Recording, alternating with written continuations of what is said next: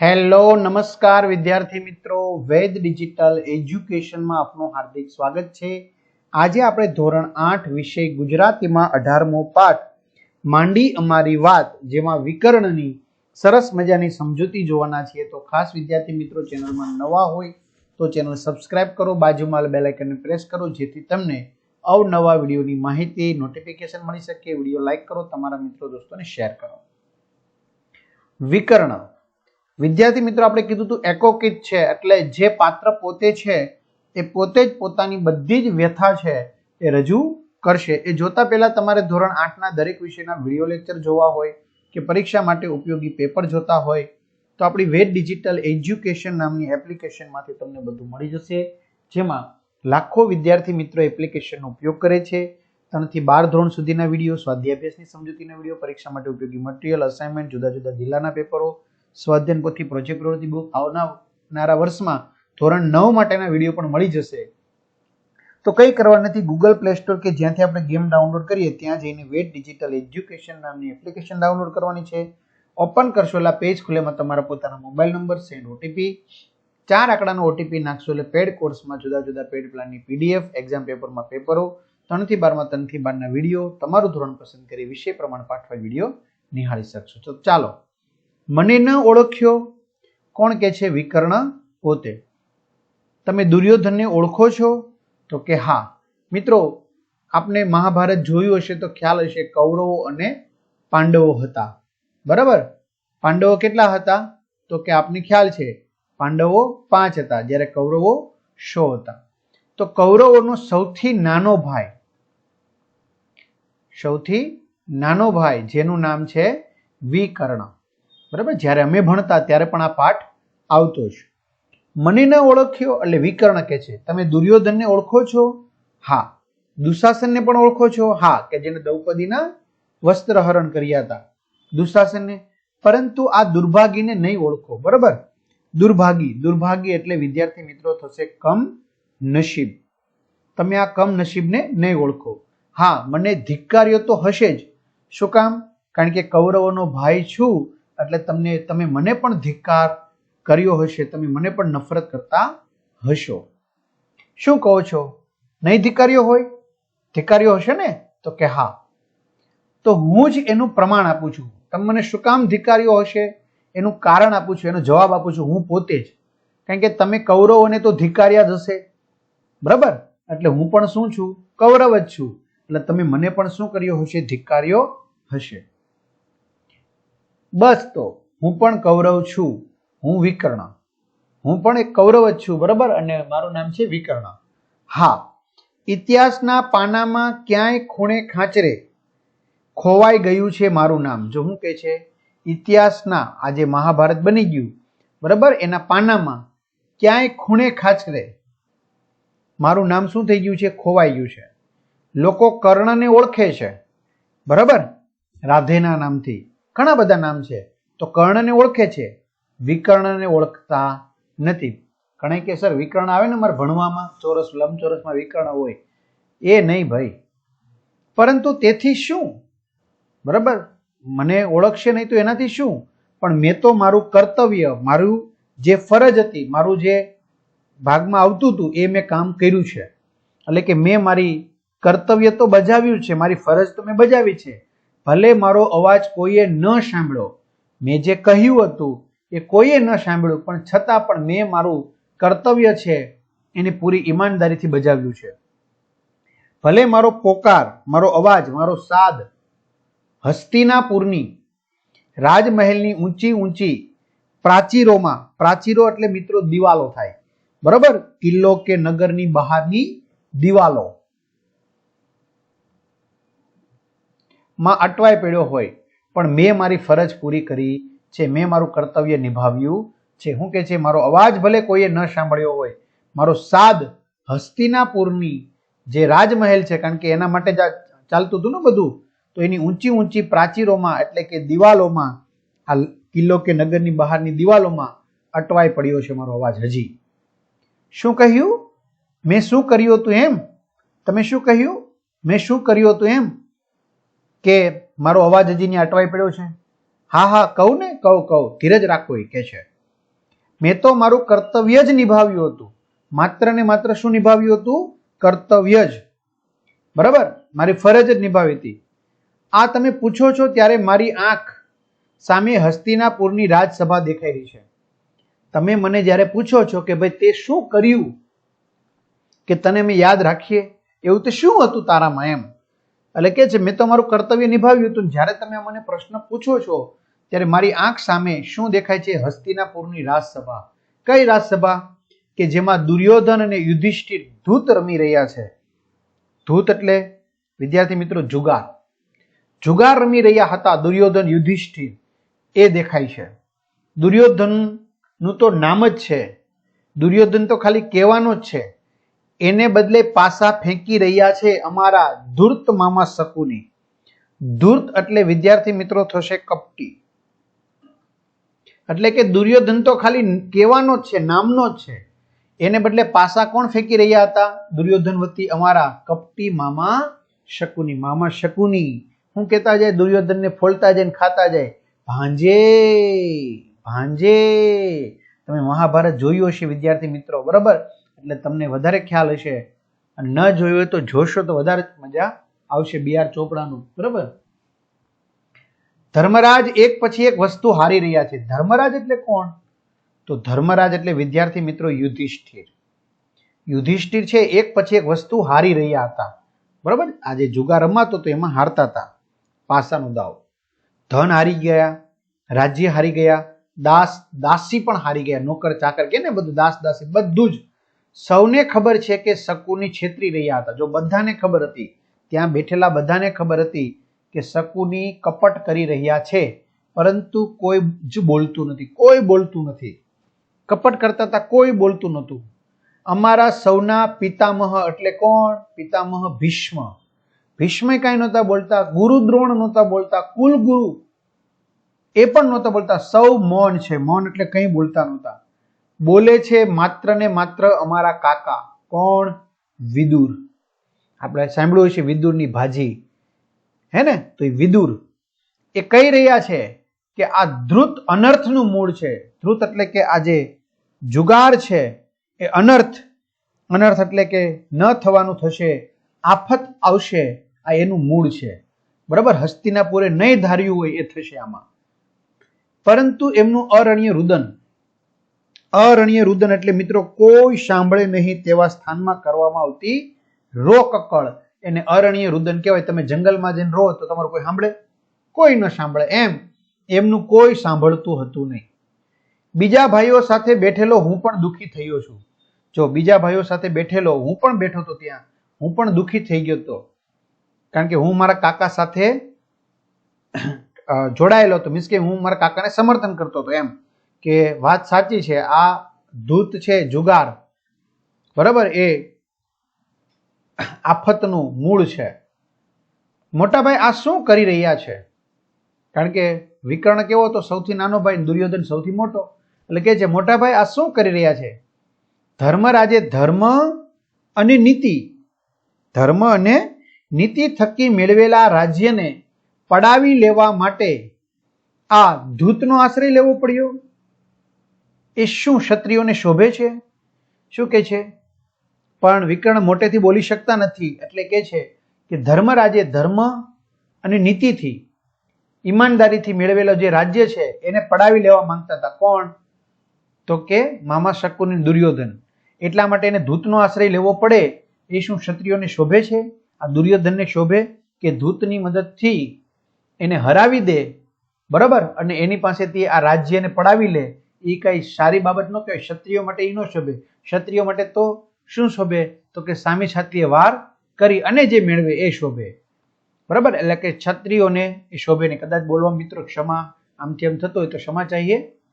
મેં મારી પાસે બેસેલા મારા એક ભાઈને કહ્યું. જો મારી પાસે મારો ભાઈ, કારણ કે 100 ભાઈ છે, કુટેમ તો છે નહીં કઈ. આ બરાબર નથી થતું. મેં કીધું ભાઈ આ બરાબર નથી થતું, આ આવી રીતે ધ્રુત કીડા રમવી જોઈએ નહીં. તો એને તો મોં બગાડીને કીધું, લ્યો તું બેસી રહે, તને આમાં ખબર ન પડે, લ્યો. મેં મારા ભાઈને કીધું કે ભાઈ આ જે થઈ રહ્યું છે, મોટા ભાઈ એટલે કે દુર્યોધન જે કરી રહ્યા છે એ ક્ષત્રિયો માટે શોભાની વાત નથી. બરાબર, આ દગાથી આવી રીતે કરવું તે, એટલે કે છે કે તને આમાં ખબર પડે નહીં. એ મોં બગાડીને શું કે છે, તું બેસી રહે, તને આમાં ખબર ન પડે, કારણ કે મેં કીધું વિકર્ણ સૌથી નાનો હતો, બરાબર, એટલે કઈ બોલી ન શકે. જો અહીંયા ચોપાટ રમાય છે ને આખી એ. અરે આ શું, યુધિષ્ઠિરે એક પછી એક ભાઈઓને પણ દાવમાં મૂક્યા. જો રાજ્ય, ધન, દોલત, દાસ, દાસી બધું હારી ગયા, ત્યાર પછી પણ રમવાનું જે બંધ થતું નથી, કારણ કે શકુની, યુધિષ્ઠિર, દુર્યોધન, કર્ણ આ બધાને ઉશ્કેરે છે હજી રમવા માટે. એટલે યુધિષ્ઠિર એક પછી એક ભાઈઓને પણ દાવમાં મૂકે છે રમવા માટે. એટલું જ નહીં, એમને હારતા પણ ગયા. જો નકુલને હારી ગયા, સહદેવને હારી ગયા, અર્જુનને હારી ગયા, ભીમને પણ હારી ગયા. એક તરફ સન્નાટો છે, સન્નાટો એટલે કઈ હલચલ નથી. તો બીજી તરફ દુર્યોધન, દુશાસન, કર્ણ, શકુની અને મારા બીજા ભાઈઓ બધા વિકૃત રીતે હસી રહ્યા છે. વિકૃત રીતે એટલે ખોટી રીતે, બરાબર. હા, તો હું કે છે એક બાજુ સન્નાટો છે પાંડવોમાં, જ્યારે આ કૌરવ બાજુ શું છે, હાસ્ય છે, વિકૃત એવું, બીજાને હેરાન કરવા માટેનું હાસ્ય છે એમ. ખાસ દુર્યોધન, દુશાસન, કર્ણ અને શકુની. હું આસન પરથી ઊભો થઈ જાઉં છું, હું આસન ઉપરથી ઊભો થઈ જાઉં છું, કંઈક બોલવા જાઉં છું, પણ ગળામાંથી અવાજ નીકળતો નથી. વિકર્ણ શું કે છે, મારાથી આ જોવાનું નહીં, એટલે હું આસન ઉપર ઊભો થયો, બરાબર, પણ કંઈક બોલવા ગયો, મારા ગળામાંથી અવાજ નીકળતો જ નથી. કોઈ મારો ખભો પકડીને બેસાડી દે છે, તો કોકે મને ખભો પકડીને શું કીધું, બેસી જા, તારે આમાં કઈ બોલવાનું હોય નહીં. હદ થઈ. મામા શકુનીએ ધર્મરાજને પણ દુર્યોધનના દાસ ગણાવ્યા, એટલે કે ધર્મરાજ પોતે પણ હારી ગયા. વિચાર કરો, ધર્મરાજ પોતે પણ, યુધિષ્ઠિર પણ પોતે હારી ગયા અને દુર્યોધનના શું ગણાવ્યા, દાસ. મારા ભાઈઓની ચિચિયારી આવી મારા હૃદયની વિનતી હતી. જો મારા ભાઈઓ આવી ચિચિયારીઓ નાખતા હતા, મારા હૃદયને કોરી ખાતી હતી. નીતિજ્ઞ, નીતિજ્ઞ એટલે નીતિને જાણનારા, નીતિજ્ઞ એટલે નીતિને જાણનારા. વિદુર પિતાજી પાસે, એટલે કે ધૃતરાષ્ટ્રને આ અટકાવવા વિનંતી કરતા હતા, બરાબર. વિદુર છે એ પિતાજીને, એટલે કે ધૃતરાષ્ટ્રને આ ધૃત કીડા અટકાવવા માટે વિનંતી કરતા હતા, પણ દુર્યોધને તો એમનું અપમાન કર્યું. દુર્યોધને તો એમના પિતાજીનું પણ શું કર્યું, વિદુર કાકાનું પણ શું કર્યું, અપમાન કર્યું, બરાબર. મારાથી હવે બેસી ન શકાયું. કોણ કે છે, વિકર્ણ. ઊભો થઈને જરા આગળની તરફ ગયો. હું ઊભો થઈને થોડોક હજી આગળની તરફ ગયો. હું હજી ત્યાં ઊભો રહું એટલામાં તો યુધિષ્ઠિરે દ્રૌપદી દેવીને પણ દાવમાં મૂક્યા. વિચાર કરો, જો હું કે છે, જો કેટલું સન્માનપૂર્વક કે છે, દ્રૌપદી નથી બોલતો, દ્રૌપદી દેવી બોલે છે. હે, તો હું કે છે, હું હજી ત્યાં ઊભો રહું એટલામાં તો યુધિષ્ઠિરે પોતે તો હારી ગયા પાંચેય પાંડવો, પણ દ્રૌપદી દેવીને પણ દાવમાં મૂક્યા. ઉફ, આ તો ધર્મરાજ છે કે અધર્મરાજ? મારા શબ્દમાંથી, મુખમાંથી શબ્દ નીકળી ગયા, અરે આ નહોતું કરવાનું, કે આને ધર્મરાજ કહેવાય કે અધર્મના રાજા કહેવાય? એમ ધર્મના રાજા કહેવાય કે અધર્મના કહેવાય? અરે કોઈ પોતાની પત્નીને પણ જુગારમાં મૂકી શકે કે શું? તો વિદ્યાર્થી મિત્રો, આ બધું કૃષ્ણનું માનવું હશે એવું મારું માનવું છે, બરોબર, કે જેથી કરીને આવનારા સમાજમાં એક છાપ પડે કે જો આ ધૃત કીડા છે એનાથી વ્યક્તિ શું શું કરી શકે છે, શું શું ગુમાવી શકે છે, એમનું એને ભાન રહેતું નથી. એટલે એનાથી તમારે અટકવું જોઈએ, એવો કંઈક આપણે આમાંથી સંદેશો મળતો હશે. એ કે જુગારમાં મૂકી શકે કે શું? ભગવાન કરે ને આ દાવ ધર્મરાજ જીતે. જો મનમાં પ્રાર્થના કરે છે કે ભગવાનની ઈચ્છા થાય અને આ દાવ છે એ કોણ જીતે? ધર્મરાજ. નહીં તો વાંધો નહીં આવે, નહીતર તો અઘરું થશે. મેં મનોમન ભગવાનને પ્રાર્થના કરી, પરંતુ અઠંગ જુગારી, બરાબર, એવા કોણ? તો કે શકુની, તે કદી હારે ખરા? બરાબર, આ કપટી મારા મામા જુગારી શકુની હતા, એ હારે ખરા કોઈ દિવસ? યુધિષ્ઠિર આ દાવ પણ હારી જ ગયા. લ્યો, દ્રૌપદીને એને હોડમાં મૂકાતા તો એ દાવ પણ યુધિષ્ઠિર પોતે હારી ગયા. ને હું આ શું જોઉં છું? અને હું આ શું જોઉં છું? દુર્યોધનને દુશાસન ઉભા થઈને નાચી રહ્યા છે. કારણ કે દ્રૌપદીનું એક વાક્ય હતું કે આંધળાના તો આંધળા લે જ, કારણ કે એને જળ હોય ત્યાં સ્થળ હોય ત્યાં જળ જેવા મહેલનું નિર્માણ કર્યું હતું. દુર્યોધન ત્યાં પડી જાય છે ને એ શબ્દ બોલે છે, બરોબર. એટલે અત્યારે એને જીતી લીધી, એટલે તેઓ નાચી રહ્યા છે. વિદુર કાકા કંઈક બોલી રહ્યા છે, વિદુર કાકા કંઈક બોલી રહ્યા છે, પરંતુ આ ઊંચા છળાપણામાં એમનો અવાજ કોણ સાંભળે? બરાબર, આ આવેગમાં આવી ગયા છે, પોતાનું ભાન ભૂલી ગયા છે, એમાં આ વિદુર કાકાનો અવાજ કોણ સાંભળે? કોઈ સાંભળ્યો નહીં. શું કહે છે દુર્યોધન? જાઓ જઈને મારી દાસીને અહીં બોલાવી લાવો. કોણ દાસી? તો કે દ્રૌપદી. બરાબર, કારણ કે હારી ગયા યુધિષ્ઠિર એમને દાવમાં. તો જાઓ જઈને મારી દાસીને અહીં બોલાવી લાવો. આવી અશોભનીય, શોભા ન આપે એવી ભાષામાં દુર્યોધને શું કર્યો? આદેશ કર્યો. બરાબર, શોભે નહીં એવી ભાષામાં કે જાઓ મારી દાસીને જઈને બોલાવી લાવો. આવું ન કહો યુવરાજ, એમ બોલવાનો મેં પ્રયાસ કર્યો. યુવરાજ, બરાબર, રાજા પછી એમનો જે મોટો પુત્ર હોય, જે રાજગાદી આવવાનો હોય, બરાબર, તેને યુવરાજ કહેવાય. તો આવું ન કહે યુવરાજ, એમ બોલવાનો મેં પ્રયાસ કર્યો કે આવું તમે ન કહો. જોકે મારો અવાજ દુર્યોધન સુધી પહોંચ્યો જ નહીં. મારો અવાજ દુર્યોધન સુધી પહોંચ્યો જ નહીં, કારણ કે એટલો એમાંથી અવાજ આવતા હતા બધાના. એટલામાં તો દુર્યોધન પ્રતિકામીને મોકલી દે છે. કોને મોકલે છે? પ્રતિકામીને, કે જાઓ મારી દાસીને લઈ આવો. ઉફ, હવે શું થશે? હું વિચારતો હતો, અરે હવે શું થશે? હું આખે આખો ખળભળી જાઉં છું, હલબલી જાઉં છું, ધ્રુજારી આવી જાય છે, કંપન આવી જાય છે મારી અંદર. વિદુર કાકા મહારાજને વિનવી રહ્યા છે. વિદુર કાકા જે છે એ મહારાજ એટલે ધૃતરાષ્ટ્રને, મારા પિતાને વિનવી રહ્યા છે, પરંતુ જાણે પથ્થર ઉપર પાણી. એટલે કે મારા પિતામાં કંઈ ફેર પડતો નહોતો. કારણ કે વિદ્યાર્થી મિત્રો, આપને ખબર છે કે ધૃતરાષ્ટ્રને પુત્ર મોહ જ એટલો હતો. થોડીક વારમાં પ્રતિકામ ખાલી હાથે પાછો આવે છે. થોડીક વાર થઈ એટલે જે પ્રતિકામને એને મોકલો હતો એ પાછો ખાલી હાથે આવે છે. પ્રતિકામીના કહેવા મુજબ કૃષ્ણાદેવી. કૃષ્ણાદેવી એટલે કોણ? કૃષ્ણાદેવી એટલે વિદ્યાર્થી મિત્રો દ્રૌપદી. Very good. કૃષ્ણાદેવી એટલે કે દ્રૌપદીએ કંઈક પૂછ્યું હતું, પણ આ ઉન્માદી, ઉન્માદી એટલે મેં કીધું એમ ગાંડપણ, એટલે કે જેને ઘેલસા લાગી ગઈ હતી, તો એવા ઉન્માદી બનેલા દુર્યોધને દુશાસનને જ મોકલ્યો. પ્રતિકામીના કહેવા મુજબ કૃષ્ણાદેવીએ કંઈક પૂછ્યું હતું, બરાબર, એટલે પ્રતિકામી ભેગા દ્રૌપદી આવ્યા નહીં. એટલે આવા ઉન્માદમાં, ઘેલસામાં આવેલા દુર્યોધને દુશાસનને જ મોકલ્યો, એના નાના ભાઈને, બીજા ભાઈને, કે ભાઈ જા અને તું દ્રૌપદીને ખેંચી લેતા આવ. છેવટે મારાથી ન રહેવાનું મેં ગર્જના કરી. શું કે છે? છેવટે મારાથી આ રહેવાનું નહીં, અને મેં એક ત્રાળ પાડી, ગર્જના કરી. યુવરાજ દુર્યોધન, ભાઈને ન મોકલશો. મેં શું કીધું? યુવરાજ દુર્યોધન, તમે દુશાસન ભાઈને ન મોકલશો. એક નારીનું આ રીતે અપમાન કરવું એ આપણને ન શોભે. જો, કારણ કે ક્ષત્રિય છીએ, બરાબર, નારીનું આ રીતે અપમાન કરવું એ ન શોભે. આપણે તો નારીની શું કરવાની હોય? રક્ષા કરવાની હોય, એનું રક્ષણ કરવાનું હોય. એ આપણા માટે આ શોભનીય બાબત નથી કે એક નારીનું આ રીતે અપમાન કરવું, બરાબર, ધૂતકારવી, એ આપણને ન શોભે. કુરુ સભાને કલંક લાગશે. આજે આપણી સભા છે, બરાબર, તો એને શું લાગશે? કલંક લાગશે, ડાઘ લાગશે, લાંછન લાગશે. પિતામહ, તમે કેમ ચૂપ છો? જો ભીષ્મ પિતામહને કહે છે, તમે કેમ ચૂપ છો? દુશાસનને અટકાવી દો કે આવું ન કરે.